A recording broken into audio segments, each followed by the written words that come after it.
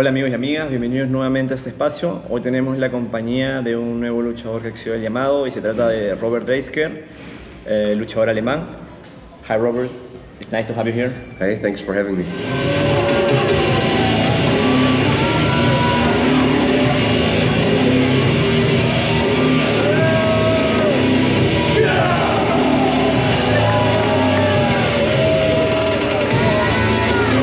Okay, Robert, we know that you are well involved in the Germany scene, one of the biggest in the European circuit.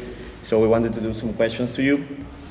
You are one of the wrestlers that have won every title in wXw, which is the promotion where you are right now.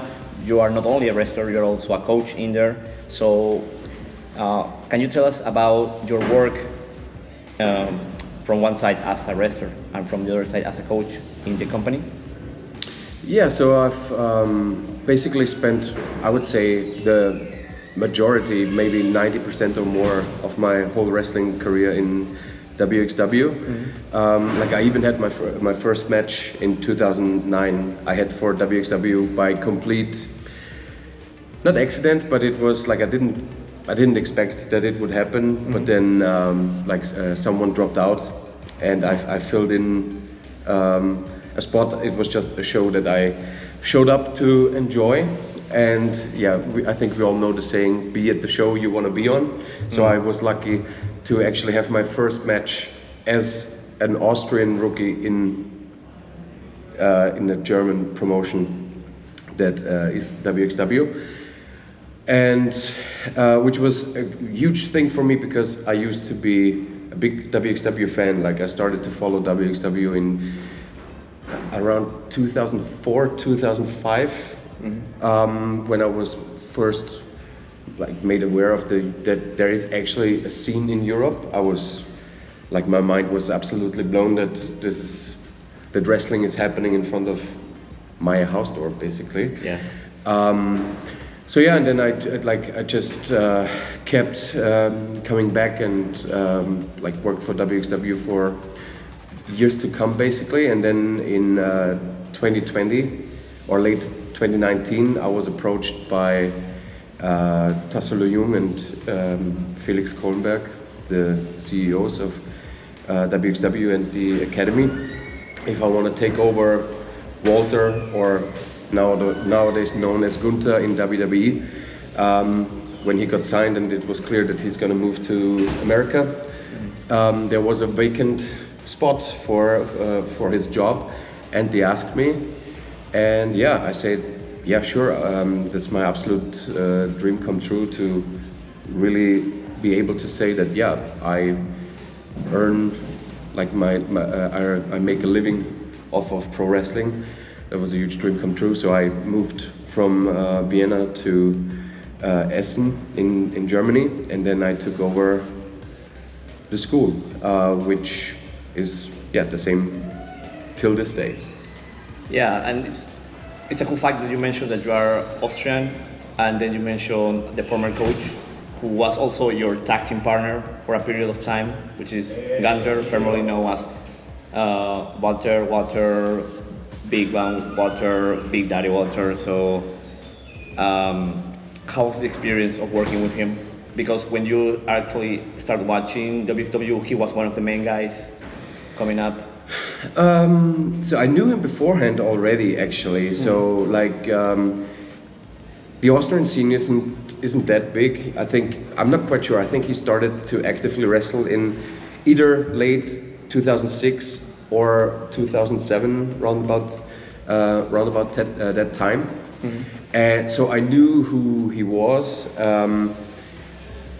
And I mean his accomplishments.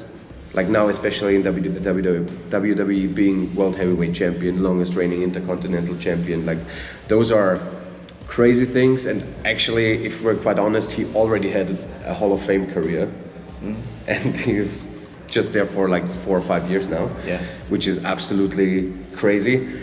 But for me, this question is kind of hard because I've known him for so long and we've been friends for so long.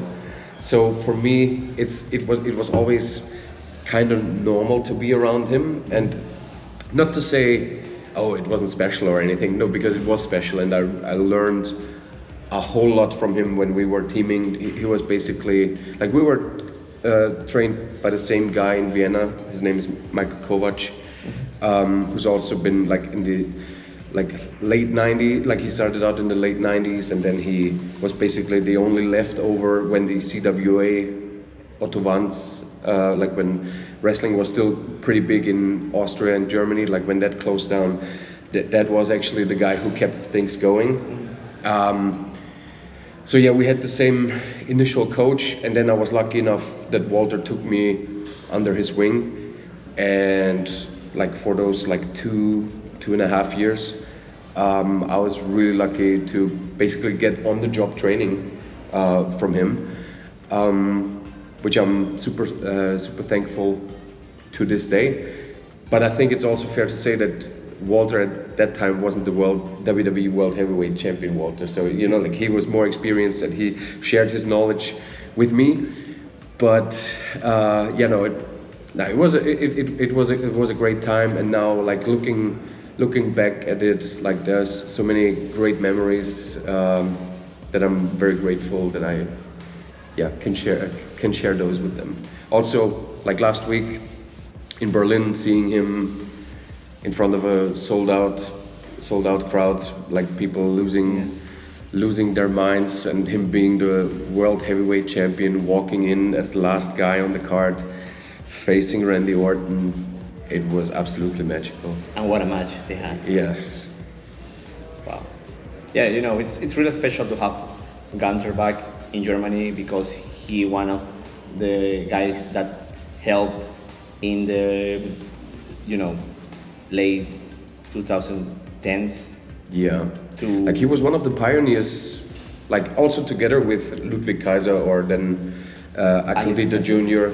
and like a group of guys, like especially in wXw, who like when we were running shows literally every weekend, sometimes 2 times, 3 times on a weekend. And I think there was a time where wXw was running like 80 shows, 90 shows a year.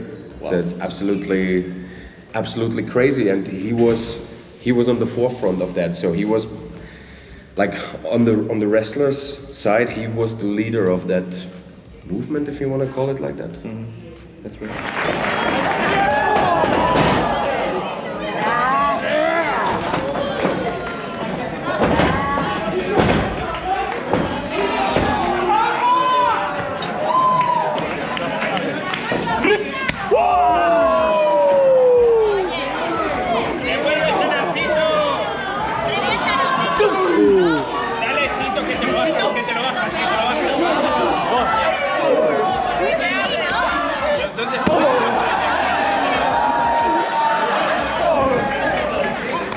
Last weekend you made your debut in GWF, which is another of the big promotions in Germany right now.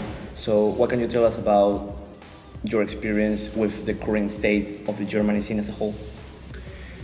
I think, so first of all, it was really cool to finally also make my first appearance on a GWF show. That was a long time coming. It never really worked out because I was always quite busy with wXw, and then the calendar just didn't allow it. So I'm actually very happy that finally happened.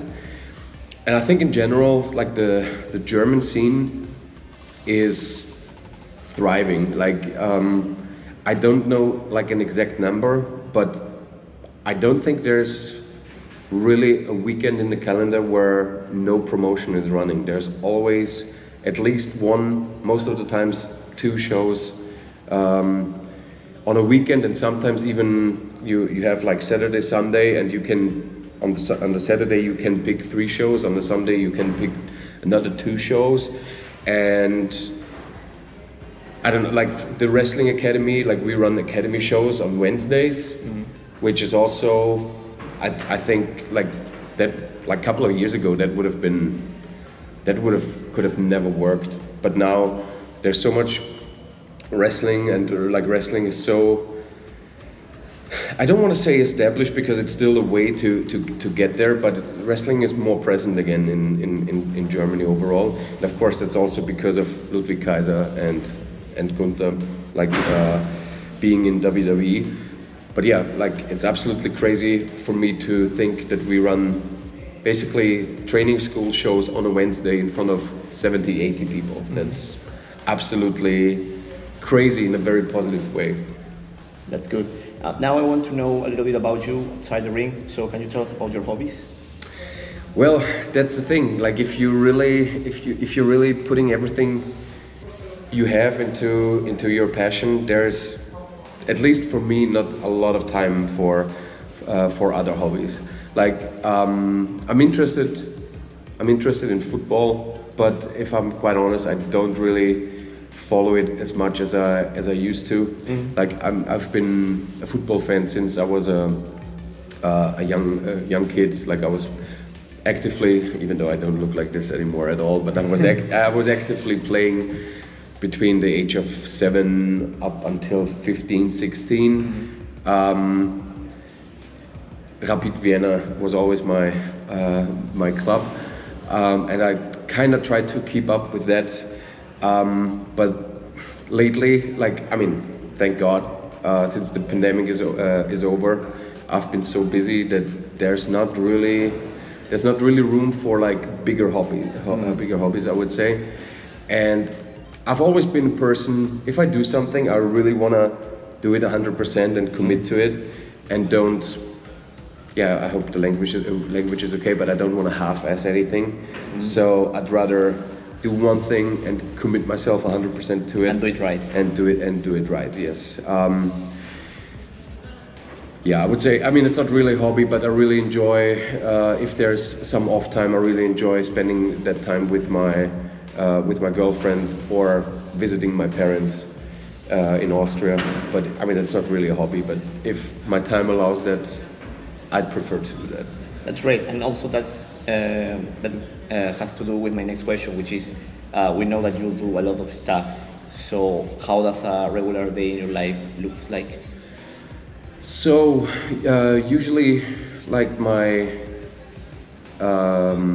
alarm goes off at like 9-ish, something like that. So not super early or anything. So I'm quite blessed when it comes to that. But I get up, I check my emails first. There's always something going on, especially, you know, like in the US with, you know, like with the time difference and stuff. So I always try to update myself what happened during the night, but also to a degree what happened the day before, because when I leave the house and when I arrive at the academy, which is basically every day, the day just flies by.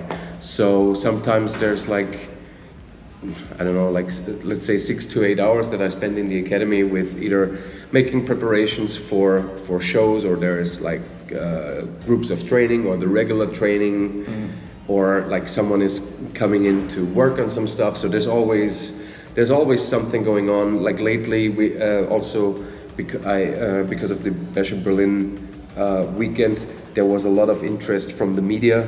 So I've done like, I don't know, in the last month, I think I did the same kind of TV production like 5 or 6 times. I mean, which is great because it's promotion in a way. Yes, it's exposure. So it's not a complaint, but you know, like that's a day gone without even thinking about it. So yeah, and then I usually arrive back home. Like the last training session ends at 9:30. So realistically, you get out of the academy maybe at 10, and then I arrive home a little bit before 11, and then yeah, the day's gone. Maybe you watch like 2 or 3 YouTube videos or whatever just to do something. Yeah, exactly. And then I go to sleep, and then I try to sleep 8 hours. So that's why I get up at 9 if there's nothing going on, and yeah, that's pretty much it.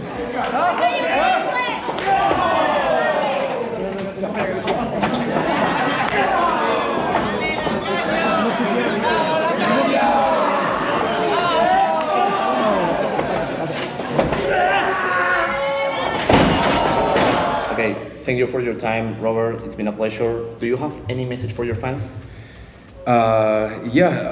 Well, thank you for the support in the last 15 years, and also, I mean, this is going out to Spanish fans in the first place, right? Yeah, Spanish, Latin America, and also Japan recently. So Yeah, it's worldwide. So in Germany, we were able to make the Bash in Berlin happen. So now I also want to see the Bash in Barcelona. Huh. So please support your local shows. Get a ticket, buy the guys' merch, and also the girls, of course. But yeah, please support wrestling, support indie wrestling, and thank you for that. Ok, eso ha sido todo por hoy, amigos. Hasta la próxima.